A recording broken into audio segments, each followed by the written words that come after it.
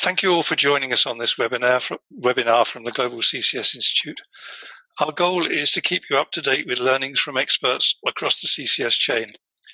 I'd especially like to give a big welcome to our international audience. We have attendees on this webinar from around the globe. I'm John Scowcroft, based in Brussels, and I'm joined by my colleague Mark Bonner, who is based in Brisbane. Jointly, we manage the Institute's interest in the international climate negotiations, and we will be playing tag team in this presentation. We'll be attempting to cover a lot of territory in regards to the International Climate Treaty, known as the United Nations Framework Convention on Climate Change, the UNFCCC, and its impact on CCS. So, if you want to pose a question, please submit them throughout the presentation through the questions tab on the GoToWebinar. And don't hesitate to contact either of us after the webcast. Our email addresses will be at the back of the presentation. Questions will be moderated and put at the end of the presentation. Please be aware that we may not be able to answer all the questions today. However, we'll do our best to get through as many questions as possible in this session. We have a relatively small number of slides that we want to present to you over the next 40 minutes or so, leaving about 20 minutes for questions and answers. I'll be giving a high-level overview of the climate architecture and share some thoughts as someone who's been following this process for over 20 years on what we might expect in the lead up to and from COP21 in Paris. And Mark will provide an overview of our engagement in the climate agendas and what has been achieved in regards to CCS relevant decisions and what we hope and want to achieve as we move closer to COP21. By way of introduction, the UNFCCC underpins the global effort to address climate change. It provides the principal international negotiating fora in which governments commit to undertake efforts to address global warming. In many ways, the decisions arising out of the global climate negotiations are some of the most important drivers for CCS developments and are a core reason why the Institute does what it does in strongly advocating for CCS as a major mitigation technology in this forum. We consider the consequences of international climate change decisions as very important, and as such, we have embedded a work program in our 5-year strategic plan and invest substantially in advocacy efforts throughout the year and at annual conferences. In part, the rationale for us doing this is as follows. A core driver of innovation in mitigation technologies is the extent to which carbon constraints are imposed on activities. If sufficient, this can provide both the motivation for the development of technological solutions to produce and consume fossil energy with very much lower emission signatures, as well as determine the time frame in which they are developed and deployed. Another core driver of innovation is the supporting policy and regulatory environment considered so critical in addressing market failures, in enabling both public and private sector actors to undertake the necessary research and investments in next generation technologies. Basically, climate change is an emissions stock problem. So once emissions are released into the atmosphere, they are both long-lived and uniformly distributed over the globe. So these international climate negotiations offer the only platform in which all nations can come together and collectively agree the necessary level of carbon constraint. In parallel, it provides a complex architecture in which to support nations in delivering on their commitments and pledges. So it is this combination of internationally agreed and nationally adopted carbon constraints, combined with the mobilization of global resources and internationally consistent rules of multilateral engagement, in which the business case for investing in CCS will ultimately depend. First, I'd like to spend a few minutes giving you a quick overview of how the UNFCCC is organized. The decision-making and operationalization of the climate treaty involves a complex web of institutional arrangements and procedures, and basically consists of a number of legal instruments that have been or are being negotiated by governments under different negotiating tracks, which in turn are supported by a large number of internal and external organizations. There are essentially 3 instruments that map the UNFCCC's DNA. Firstly, the parent treaty, the Convention. It has as its overarching objective the timely stabilization of global emissions at levels that can avoid the dangerous impacts of human-induced climate change. Secondly, the subordinate treaty, the Kyoto Protocol, which mandates for some developed countries legally binding quantitative emissions reduction targets. And then finally, and thirdly, the evolving to 2050 agreement, which is currently being negotiated under the Convention, and if successful, will bind all countries, both developed and developing, to various climate commitments in the post-2020 period when the Kyoto Protocol concludes. Now I'll just talk a bit about the Convention. The Convention was adopted at the Earth Summit in 1992 and entered into legal force in 1994. It's been ratified by 196 countries who are collectively called parties to the Convention. And when they meet, they are referred to the Conference of the Parties, or the COP. While the Convention does not include any legally binding timelines or quantitative emissions reduction targets, it does state the ambition to constrain developed country emissions, known as Annex 1 countries, which are essentially OECD members, to 1990 levels. It also adopts an important principle that pervades just about every aspect of these negotiations, which is common but differentiated responsibility, or CBDR, and I'll talk more about CBDR in a minute. Now quickly, the Kyoto Protocol. The protocol was adopted in 1997 and entered into force in 2005. Its first commitment period, which covered 2008 to 2012, had 192 parties, with 37 developed countries, including the European Community, who the latter took on legally binding emission reduction targets. While its second commitment period is yet to enter into force, to do so will require some 143 parties to ratify it. It is currently being ratified by 23 parties. To return to the concept of CBDR, the protocol was negotiated on such a basis in that only developed countries, Annex 1 countries that have ratified the protocol, were expected to take on emission reduction targets. They are known as quantified emission limited and reduction obligations, or QELROs. In the context of developed countries delivering on their QELROs, CCS is explicitly cited in the protocol as an environmentally sound mitigation technology that can help and should be supported through the implementation of national policies and measures. The protocol also established three market-based mechanisms known as the flexibility mechanisms, which all present different opportunities and challenges for systematically recognizing CCS activities and related abatement. The flexibility mechanisms include joint implementation, the clean development mechanism, and in international emissions trading. CDM and JI are examples of project-level baseline and credit trading schemes, and the International Emissions Trading Scheme an example of a cap and trade regime. Mark will spend more time on the history of CCS eligibility in the CDM a bit later. Now, as far as the 2015 agreement is concerned, the ad hoc working group on the Durban Platform for Enhanced Action, or the ADP, was established in 2011 and was tasked with stewarding the 2015 agreement negotiations under the guidance of the Convention. It has two work streams. Work stream 1, the striking of a new climate deal for the post-Kyoto period, commencing in 2020, and work stream 2, enhancing mitigation efforts of all countries in the pre-2020 period. I'd like to spend some time now on what I see as the core negotiating boundaries which have come into play as we move closer to COP21. There are a number of anchors that guide the negotiations, including the principle of CBDR, which will likely remain relevant as we move forward.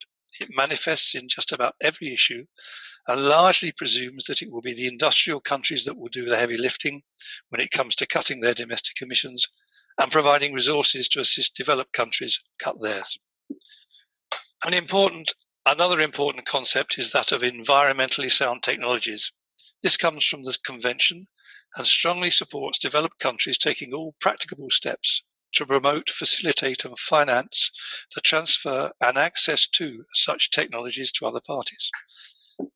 Of course, the central anchor in the current negotiations is the adoption of a global mitigation ambition. This was expressed in 2009 under the Copenhagen Accord as holding the increase in global temperatures to below 2 degrees Celsius above pre-industrial levels and taking action to meet this objective consistent with science and on the basis of equity.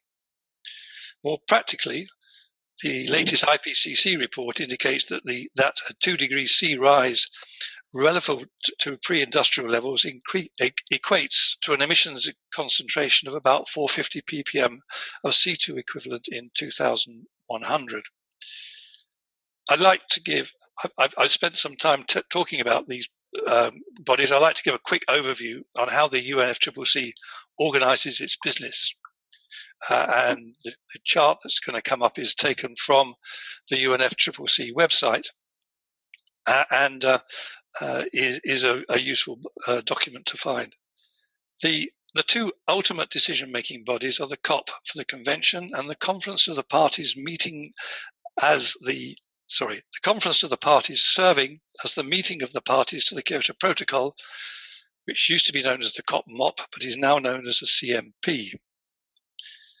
There are three subsidiary bodies, two permanent and one temporary. I've already briefly mentioned the temporary one, the ADP, and the two permanent bodies servicing both the Convention and the Protocol include the Subsidiary Body for Scientific and Technological Advice, SUBSTA, and the Subsidiary Body for Implementation, SBI.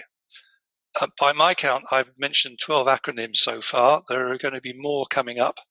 Mark and I will be setting some questions on them at the end of this presentation. A number of other organisations have been established by the COP and the CMP to oversee the various decisions and mechanisms under the Convention and the Protocol.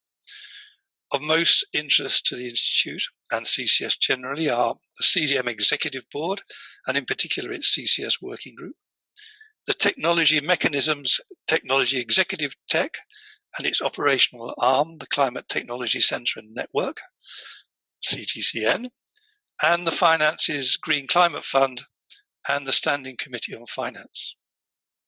The Institute is well known to all these organisations, including the CCC Secretariat, through our active engagement over the past 5 years.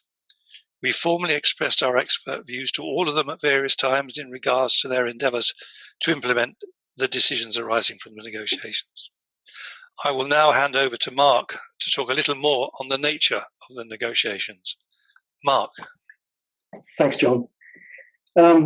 Before delving too much into the details of the climate negotiations, I think it's worth reminding ourselves as to why such a treaty is so important to the role of CCS and what it must be supported and allowed to play.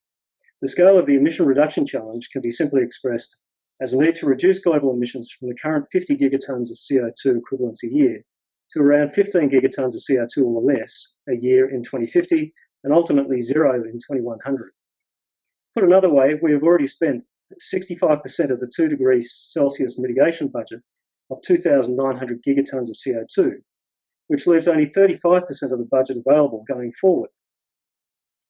This implies a massive need for the decarbonisation of the energy sector over the period to 2100, something that simply cannot be delivered without a substantial deployment effort in CCS, including potentially an aggressive deployment of bio-CCS to remedy any overshoot of these targets. So I'm going to spend a few minutes giving you a general feel for the nature of the negotiations. The international commitments adopted by governments are largely regarded by national policymakers as the starting point for developing national and subnational climate and clean energy technology policies. As a consequence of the past 20 years of climate talks, and especially within the context of the 2015 agreement currently being negotiated, UNFCCC has identified a number of core elements considered essential to successfully addressing climate change. These include mitigation, adaptation, finance, technology development and transfer, capacity building, and international transparency. The latter can be taken as international monitoring, reporting and verification, or another acronym, MRV. There are many CCS and non-CCS specific but relevant agendas, such as fostering key enabling policy, technical, financial and regulatory environments. Most relevant issues to CCS include the technology development and transfer. These issues are being pursued under the technology mechanism. Another relevant issue is the provision of funding, both private and public, and this is being pursued under the finance mechanism. The establishment and operation of carbon markets is of course fundamental, and these are being pursued under the existing Kyoto Protocol's flexibility mechanisms that John referred to before, and coupled with the Convention's discussions on the establishment of new markets and recognising for compliance purposes unilateral domestic carbon markets.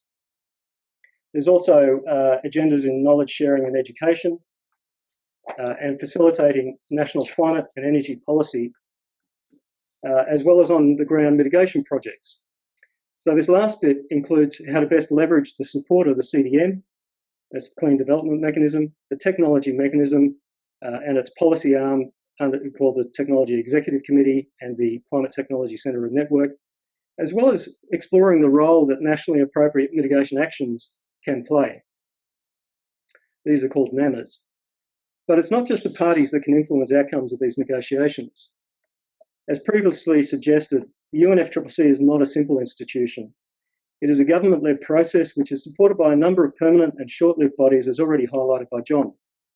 Also supporting UNFCCC processes are a number of UN and intergovernmental organisations, including the Intergovernmental Panel on Climate Change, which is the IPCC, the International Energy Agency, the United Nations Environment Programme, the United Nations Development Programme, the United Nations Industrial Development Organisation, or UNIDO, the OECD, and the International Renewable Energy Agency. And the Institute enjoys a deep and very strategic relationship with all of these organisations. Needless to say that the private sector's role in developing and implementing climate solutions is fundamental. And so the Institute also enjoys close collaborative working relationships within the UN system generally and the UNFCCC specifically, with the likes of the International Emissions Trading Association, or IETA, the World Business Council on Sustainable Development, or the WBCSD, the International Chamber of Commerce, as well as individual organisations and companies. The UNFCCC is also increasingly providing meaningful opportunities for experts to meet, discuss and to influence. This applies as much to the Institute as it does to any of the negotiating parties, in that we have a presence, albeit a much smaller one, at all of the key meetings. And I'll come back to the nature of our engagement a little bit later. There are several reasons as to why we engage in the UNFCCC's processes. We aim to continue to raise the international profile of CCS amongst negotiators and governments in general. We think it important to hold the UNFCCC accountable in identifying and addressing the barriers that inhibit climate-friendly technology solutions such as CCS.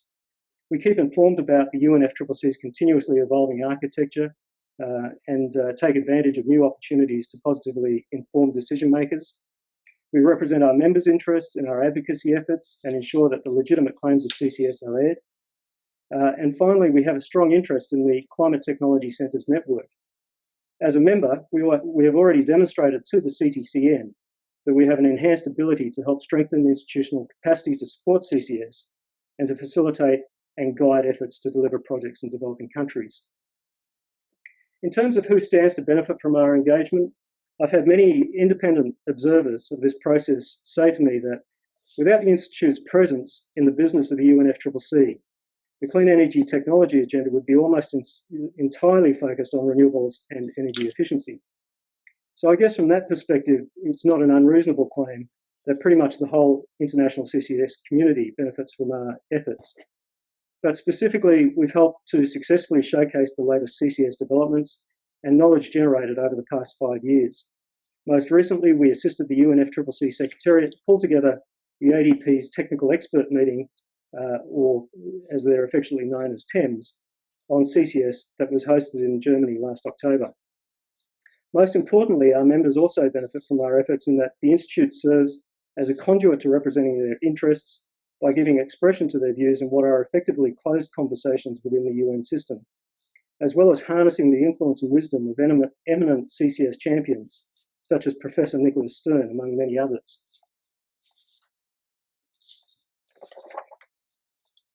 To dwell on how we engage,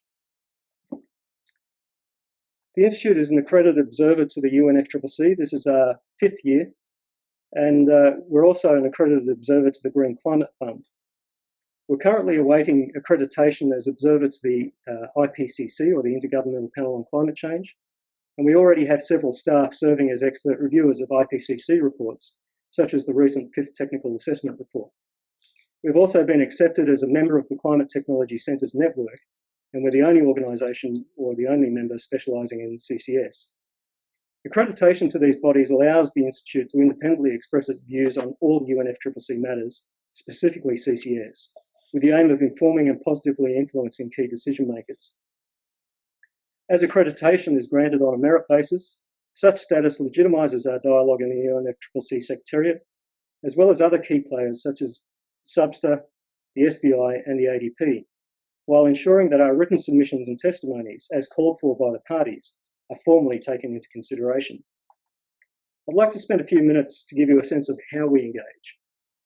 There are a broad number of UNFCCC meetings and formal processes throughout the year that provide valuable advocacy opportunities for the Institute to engage and express the interests of CCS as a mitigation technology. The Institute has maintained a consistent presence over the past 5 years at the subsidiary body intersessional meetings held every year in June, the board meetings of the Green Climate Fund, which are typically held twice a year, the meetings of the Technology Executive Committee, which are typically held twice a year, the Climate Technology Centre and Network Advisory Board meetings, which are also held twice a year, and of course, the end of year conference of the parties. The Institute takes every possible opportunity at these meetings to positively advocate for CCS, often in very extreme pro-renewables and energy efficiency discussions. We participate to influence the wording of the resolutions made, and we follow up with the relevant governments and or the UNFCCC who need to implement those resolutions and decisions. We educate the chairs and the members of the various UNFCCC bodies on CCS matters. We represent the interest of CCS, the Institute and its members, especially in terms of playing an honest broker role for CCS within the clean energy conversation. We interpret the decisions and consequences of UNFCCC outcomes as they affect CCS policy developments globally, and we also service the needs of the UN and non-UN organisations in regards to CCS-related matters. This all means that we've generated extensive experience through many years of COP campaigns. We started in 2010 at COP16 in Cancun, and we've held a major presence at all subsequent COPs through a range of collaborations, formal and informal side events and exhibits, undertaking numerous one-on-one meetings, engaging with the media and hosting various receptions. As we are constantly on the lookout for meaningful collaborations at these COPs, I guess both John and I put a request out to the audience that please don't hesitate to come and have a chat to us if you're interested in such collaboration at COP21 or you have ideas for COP21. To give you a flavour of our latest efforts at COP20, the following slide just gives you some photos that represent the effort and the campaign that we led. We hosted 2 major side events with external panellists. The first was a UNFCCC endorsed event with the Gulf Cooperation Council, and the other was an independent event on the role of CCS moving forwards. We released an information paper on sustainable development and CCS. Sustainable development is a key theme throughout the whole of the climate conference negotiations. We hosted a UNFCCC exhibit on CCS over the 2 weeks, and we were the only exhibit there amongst hundreds of other exhibits. We held over 40 substantive discussions with ministers, with senior business persons and other senior officials, including key UN personnel. We co-hosted a high-level dinner dialogue moderated by Professor Stern and consisting of, as guests, eminent persons and heads of delegations.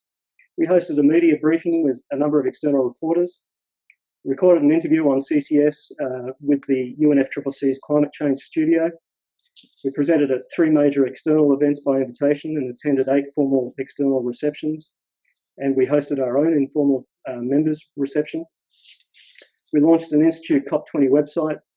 We launch a website every year, including an extensive blog campaign on the state of play of negotiations, and invited guest bloggers to express their views on various issues.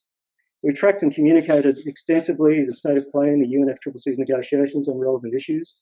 And we finally actively participated in the daily briefing sessions of the Business and Industry Non-Government Constituency, which is affectionately known as BINGO. This is where about 100 business organisations, including many of our members, attended, and we were frequently called upon to report to the group on technology-related matters as they were progressing in the negotiations. As far as COP21 plans are concerned, I think it's reasonable to say that it will be at the same level of intensity as our last campaign. We consider COP21 to be an enormously important event within the context of supporting the business case for CCS. In regards to future areas of potential opportunity that we'll be exploring in the coming months, include further supporting the ADP's technical expert meetings, similar to the meeting that was held in October 2014 on CCS, and advocating for another CCS technical expert meeting to be held over the next year or so. We continue our open dialogue that we currently enjoy with the Climate Technology Centre and Network in regards to supporting them in any country-driven CCS request for technical assistance and exploring how to promote a global community of stakeholders to advance CCS projects in developing countries. We encourage parties to submit to the Technical Executive Committee, which John highlighted as the policy arm of the technology mechanism. They advise the Conference of the Parties on key technology issues, and we'll encourage them to express and task that, we'll encourage parties to express and task the tech on how they would like CCS to be examined, especially within its newly established mitigation task force. And finally, we'll keep advocating to ensure that CCS receives a parity of treatment with alternate clean energy technologies within the 2015 agreement. And John will come back to this. I'd like to spend a few minutes just giving you an update on where the negotiations are at, where they came from, and where they may be heading to. As already mentioned, CCS is explicitly stated in the Kyoto Protocol, but it has experienced a forensic examination like no other mitigation option under the Clean Development Mechanism, where it was finally accepted as an eligible project-level activity in 2010. Major milestones for CCS within the UNFCCC include the IPCC released a special report on CCS in 2005, which included a technical report of some 450 pages, and also a 16-page summary by policymakers, which had to be negotiated and formally accepted by parties. The two CCS projects were submitted in 2005 to the CDM Executive Board for assessment as CDM projects, but the Executive Board found them wanting in terms of validating procedures, and so ensued a 5-year review for which the Institute engaged in, including the tasking of SBSTA, the subsidiary body for scientific technological advice, to examine the CCS eligibility in the CDM. It also saw the hosting by SBSTA of in-session workshops and the release of a number of technical reports on CCS.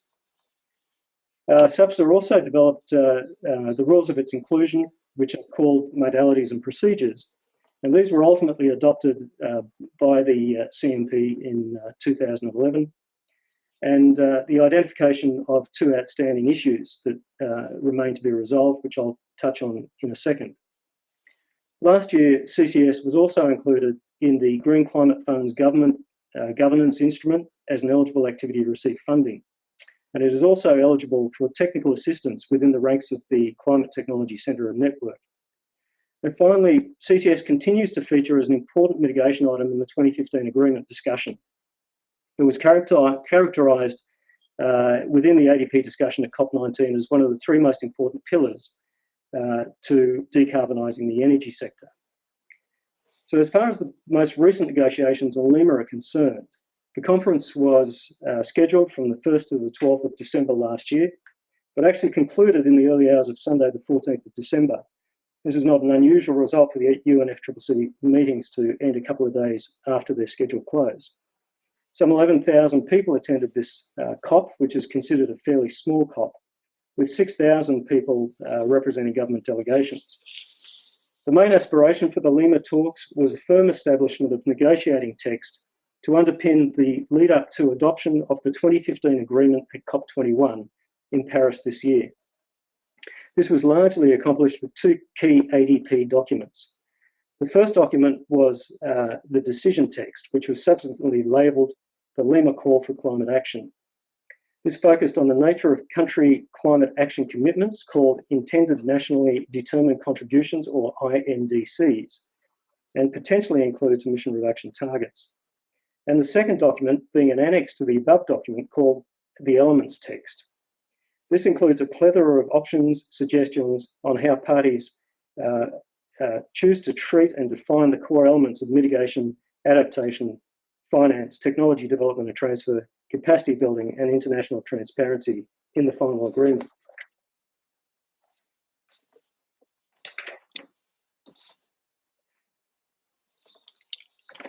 These documents will be picked up again by negotiators at the next ADP meeting scheduled for Geneva on the 18th to 13th of February, with a view that draft negotiating texts will be ready and circulated to parties by May.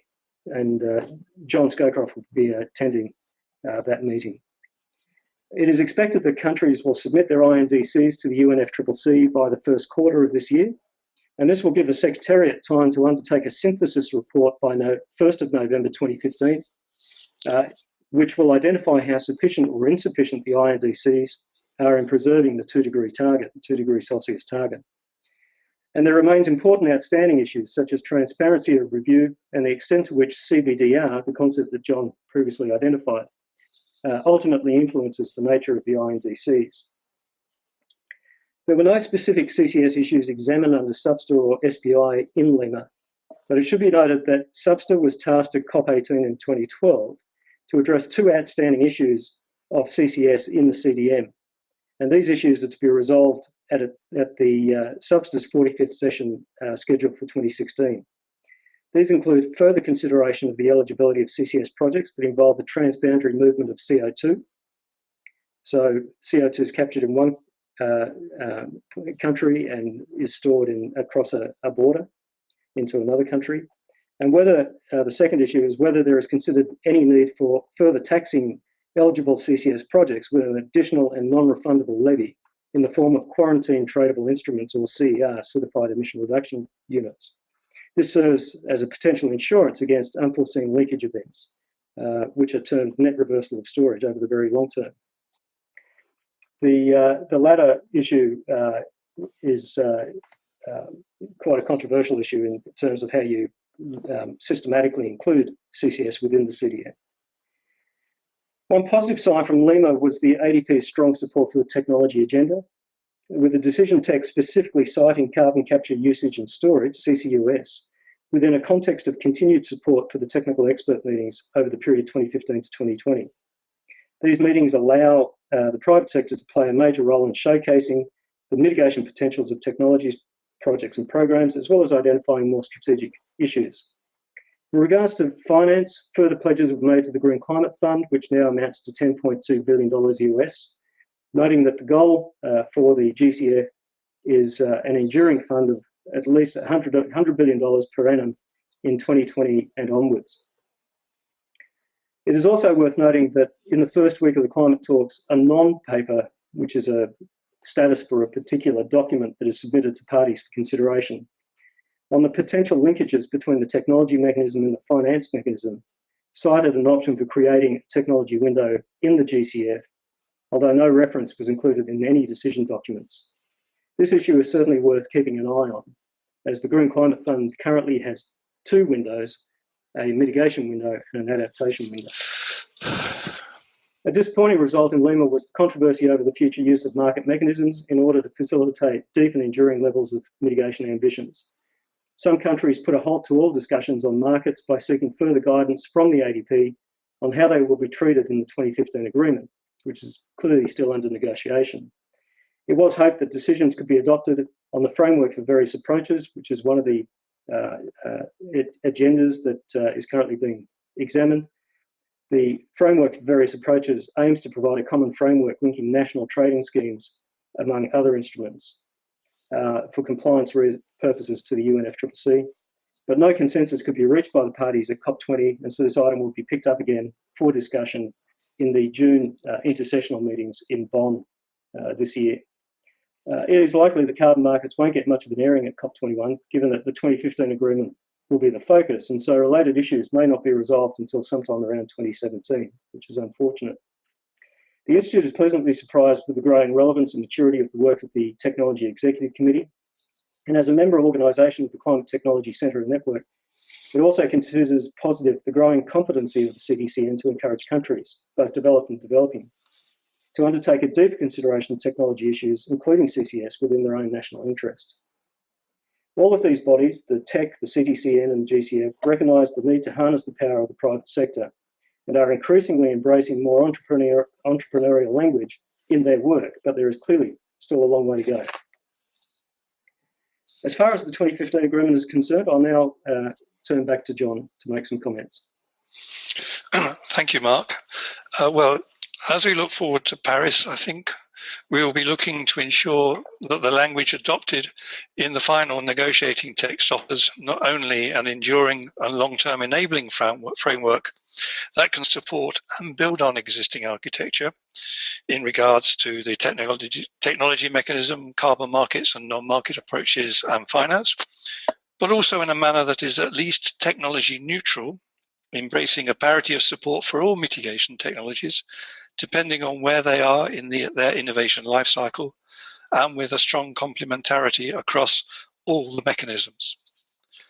There are currently many technology hooks in the elements access to the ADP decision, and this illustrates the importance parties place on the role of technology in delivering deep mitigation outcomes, especially in the energy sector.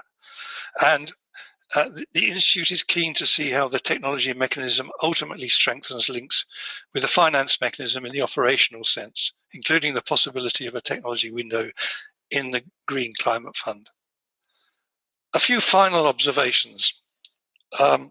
First of all, I'd suggest don't expect too much from Paris. Paris is likely to be a framework agreement, which will leave much detail to be sorted out, as Mark has just mentioned, especially on markets.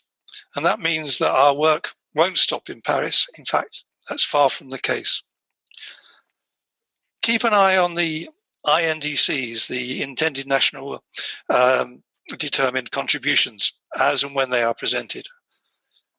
I think Paris will be a bottom-up agreement, and the key issue will be the strength of the MRV, the monitoring, reporting, and validation arrangements within that agreement.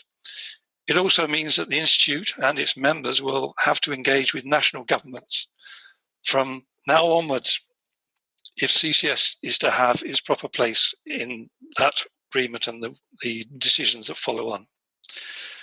And a final thought on the agreement. Paris will have review periods or commitment periods. The debate is whether it should be 5 or 10 years, and negotiators have asked business which they prefer.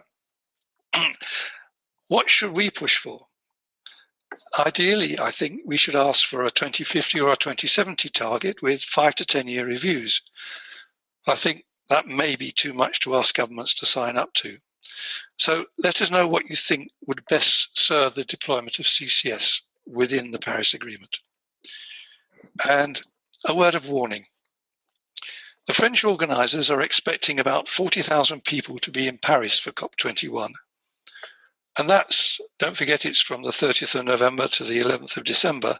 So that's in addition to the normal Christmas traffic that you expect in Paris. Hotel rooms will be scarce, so if you're going, book early. The conference will actually be at Le Bourget, not Paris.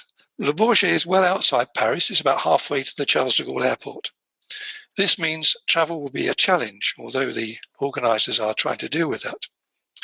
I say this because we suspect a number of very senior people are likely to want to be around for the COP. And spending most of their time in traffic is not likely to make them very happy.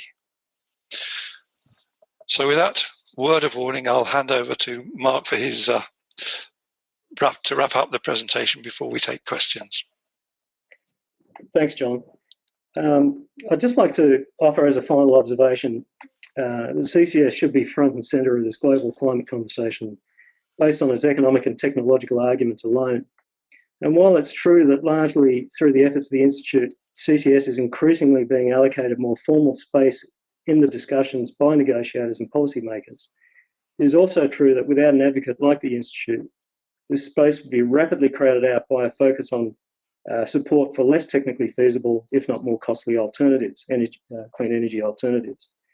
The consequence of this would be less acceptance of and resources allocated to CCS, and this would be inconsistent with least cost approaches to tackling climate change. So that wraps up John's and my presentation. Thank you very much for your patience, and I acknowledge that the slides have been fairly visually bland. I'd encourage you to make contact with John and or I to give us an opportunity to provide more animated response to maybe any individual questions you may have that aren't answered in this session. As the questions have been sent through to John, I'll now hand back to John to pose the questions. Thanks, Mark. Yeah, we got some interesting questions. I'm going to throw the first one at you, Mark, because I think it's one that we can both chew for a bit.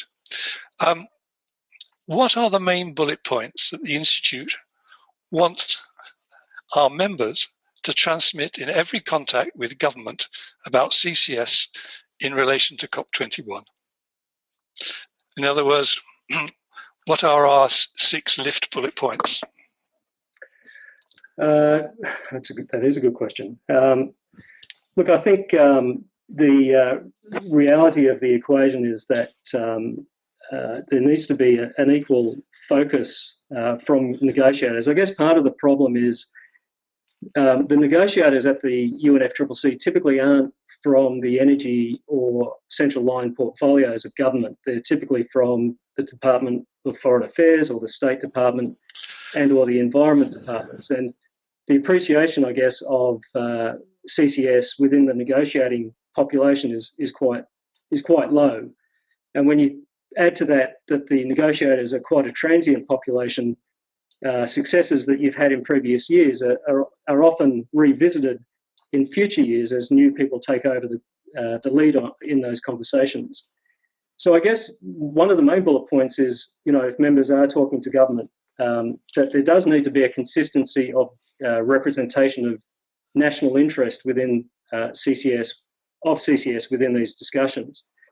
And I think, typically there's a number of governments that take the lead in these conversations, but increasingly, the challenge for climate change is happening also in developing countries. And I think there is a real need for some education or capacity building within developing country negotiators to represent their national interest in CCS according to the government policy priorities.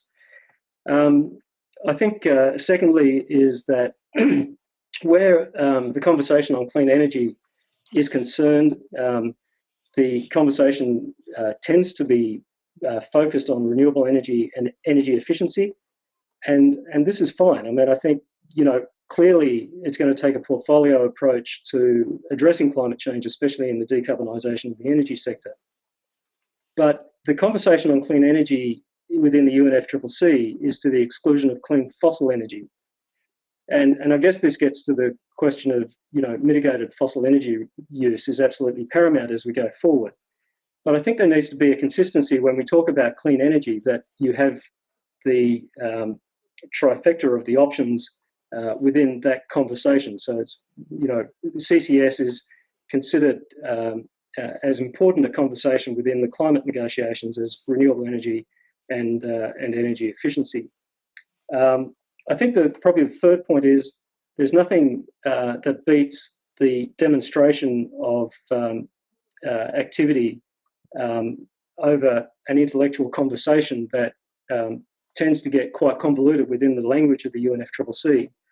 And so I think as we go forward into the next COP21 and beyond, because as John said, COP21 will be like the Kyoto Protocol in that it will set up a framework, and then you'll find that because it enters into force in 2020, that there'll be 5 years of intense negotiations on how you operationalise that framework. And even though there's all the goodwill still sitting around the table by 196 odd countries, I think the ambiguity of the language, which will probably conclude many days after the schedule close in Paris, will require some clarity of negotiating language. But getting back to the practicality of demonstration, I think in the next 5 years we really need to have a fleet of demonstration projects which are heterogeneous and based in both developed and developing countries, where we can actually put to the decision makers of the UNFCCC through forums like the Technology Executive Committee or the Climate Technology Centre and Network, or even through the technical expert meetings, that CCS is here and now, that it's isolating emissions from the atmosphere today, and it will only grow exponentially as we go forward. The costs are continuously coming down. SAS Power was very well received in COP20 as the beacon of potential for CCS projects, but of course that's in a developed country context. I think it's the developing country story that we need to focus on and have quite a good narrative as we go into COP21. I could drone on for a long time, John, but you might want to add some comments to that.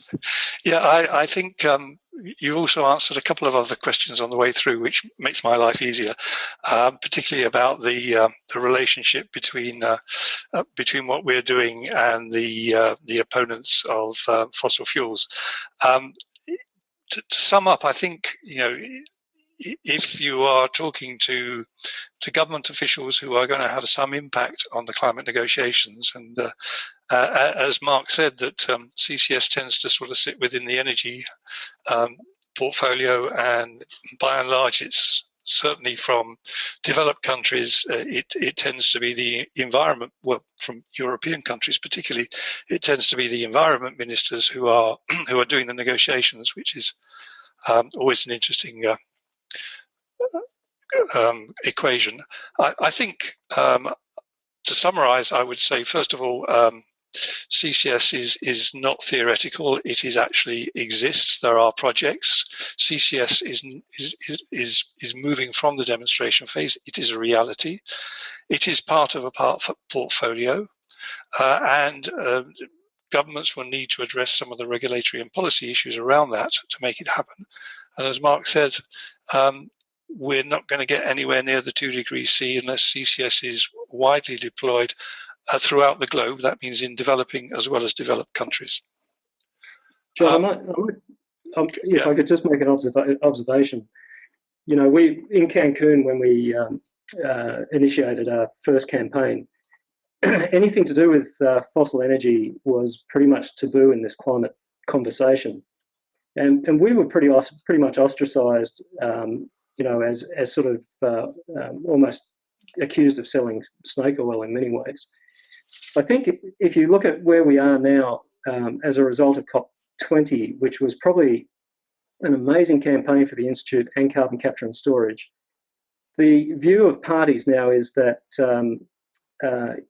this is a mitigation conversation. It's not about fossil energy and the politics of fossil energy. It's about the 2 degree mitigation ambition. It's about, because it's a stock problem, if we don't do something about the emissions into the atmosphere in the next 20 years, then the 35% remaining budget of the 2 degree C mitigation will be spent, and then the 2 degrees becomes a little arbitrary.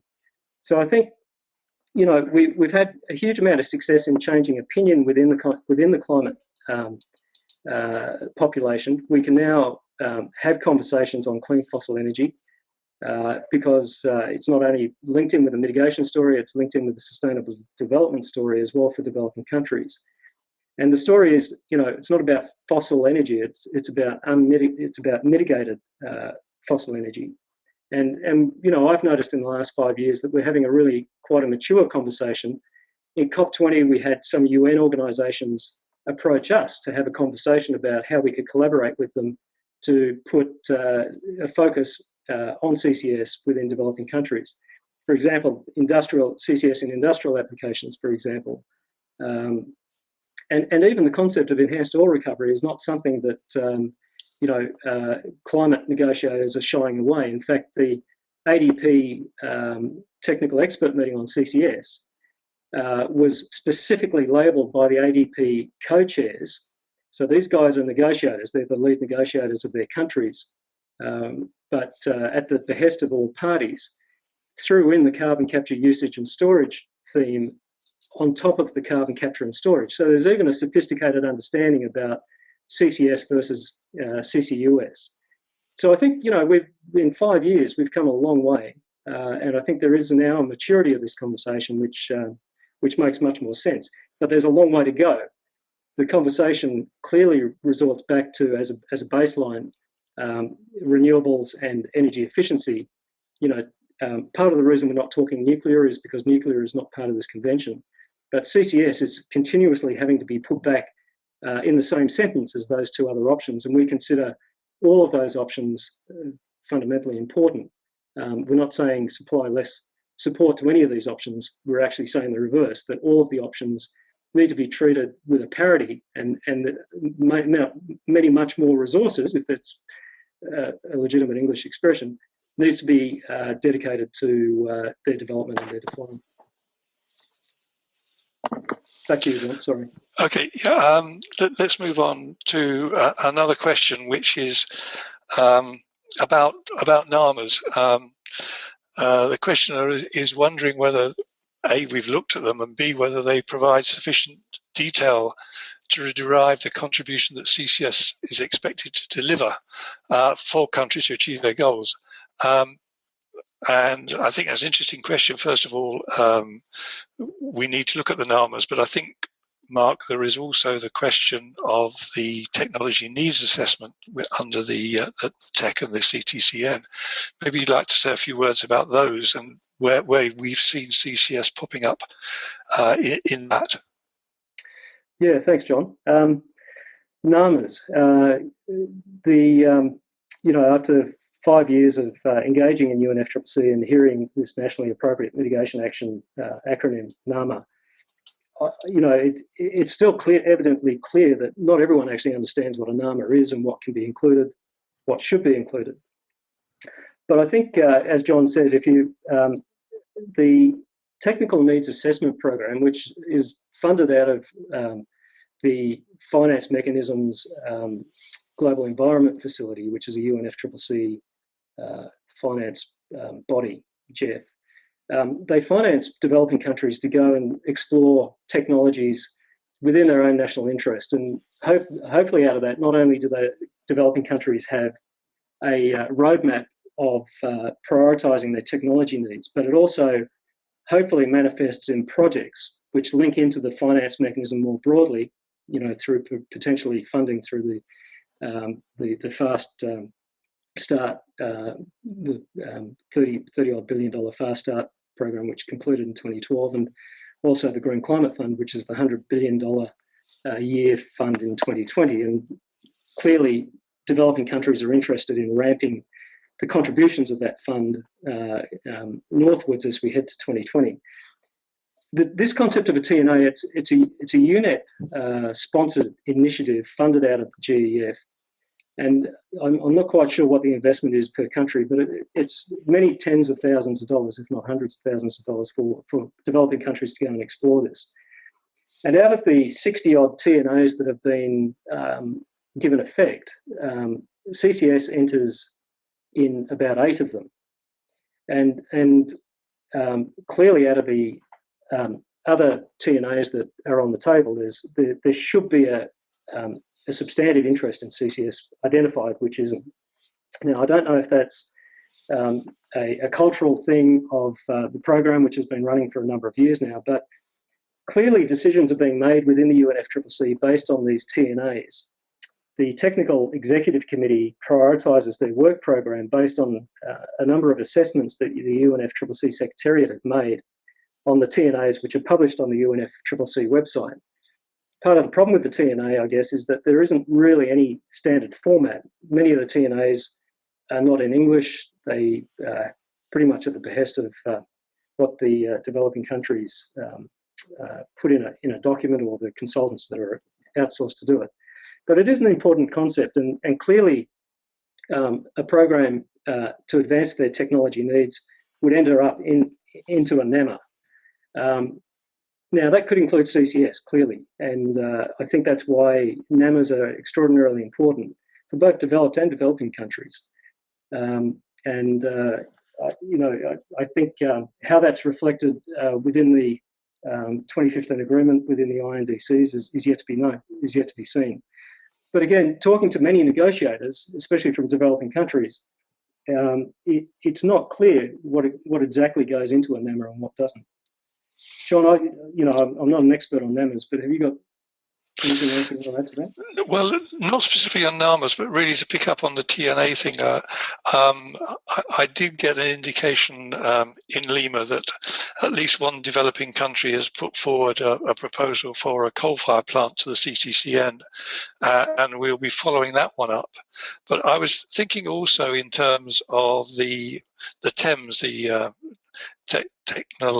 the technical expert meetings. The one we had on CCS, it was made quite clear that that wasn't the end of it.